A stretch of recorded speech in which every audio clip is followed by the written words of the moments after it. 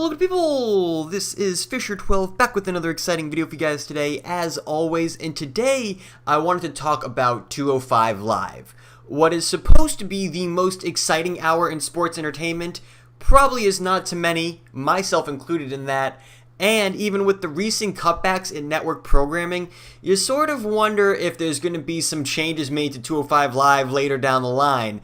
Now, there's no denying the talent and ability of the roster of 205 Live, but what we see on the show doesn't always reflect that. So, here are 5 ways that WWE can fix 205 Live. Starting off with number 1, remove the commercials, and then you can change the title to the most exciting uninterrupted hour in sports entertainment.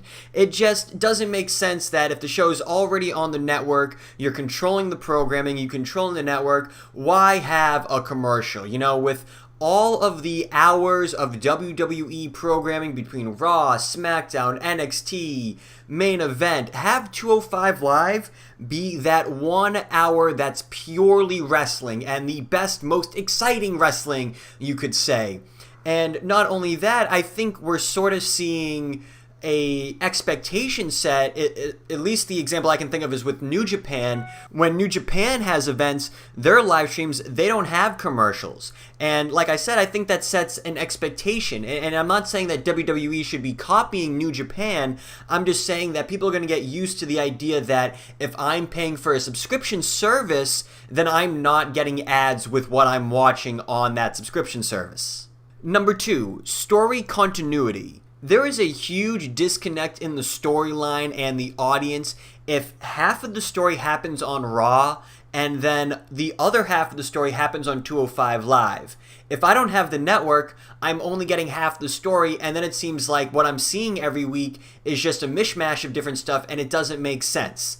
And I think this ultimately leads 205 Live to sort of have this identity crisis problem. It's been a little resurrected on Raw where we don't see the purple tapes anymore, but you sort of wonder, is 205 Live its own brand, or is it an extension of Raw? Where does it lie? And I think they need to make that line more defined, you know, either sprinkle the cruiserweights throughout Raw and SmackDown and just eliminate 205 Live completely, or set up a 205 Live brand with the GM and different tier titles. You know, you have the main cruiserweight, maybe you have some sort of mid-card title, you have some tag team titles. You gotta go one way or the other, I feel like, in order to maintain that story continuity in full.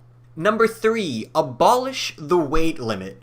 There's no reason why 205 Live needs to be such a hard restriction, and it's interesting because it seems like in some areas they enforce this like 205 Live is the cruiserweight division, yet there are tons of people under 205 pounds that are on other brands. And one example I think people would be surprised to know is Aleister Black. Aleister Black I think is 190 something, so, or maybe he's 180 something, I'm not sure, I have to look it up. But either way, he could, by definition, be fitting under the 205 Live brand, yet we don't see him there. So either abolish this weight limit and let guys under 205 wrestle guys over 205, or again, make that distinction and say if you're under 205 Live, or I'm sorry, if you're under 205 pounds, you're in 205 Live. Now, like I said, I would personally like to see this abolished because I'd love to see people like Neville and TJP and Cedric Alexander and Noam Dar go up against, you know, the Finn Balors, the AJ Styles, the John Cenas. I think we could really get some exciting matchup and some exciting television out of that.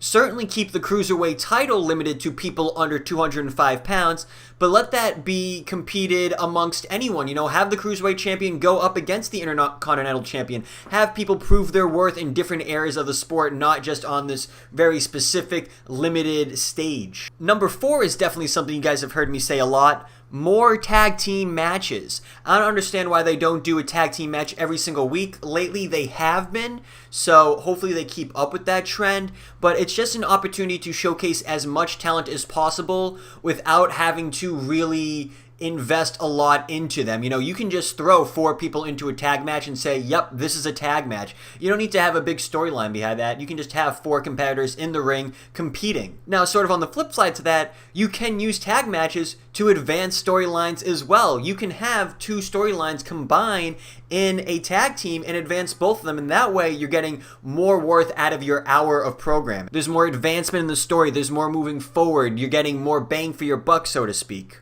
And this idea, I think, works particularly well with 205 Live because they don't have a tag team division. So by pairing guys up, if they have some chemistry, it's not like you're dictating them to be a tag team. You know, they're just teaming up. They're just friends for a couple weeks. They're just having a program together. That's it. So, like I said, having more tag team matches is really 2 thumbs up for the 205 Live division. And lastly, number 5, film 205 Live before SmackDown. I think this is just an obvious one. After SmackDown, the crowd is tired, maybe they've left, you don't have as many people there as you would as if you did it before the show.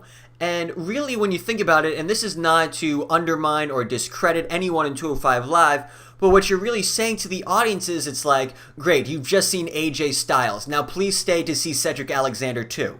It's like, I've sort of just seen AJ Styles, I've seen John Cena, I've seen Shinsuke Nakamura, I've seen the best of the best tonight. Like, why should I stay for these lesser known people? And like I said, that's not to discredit them, because I would definitely stay for 205 Live because I would love to see these guys. But I think the average fan who's attending a WWE event probably doesn't care as much to see them, especially after seeing the best of the best on SmackDown.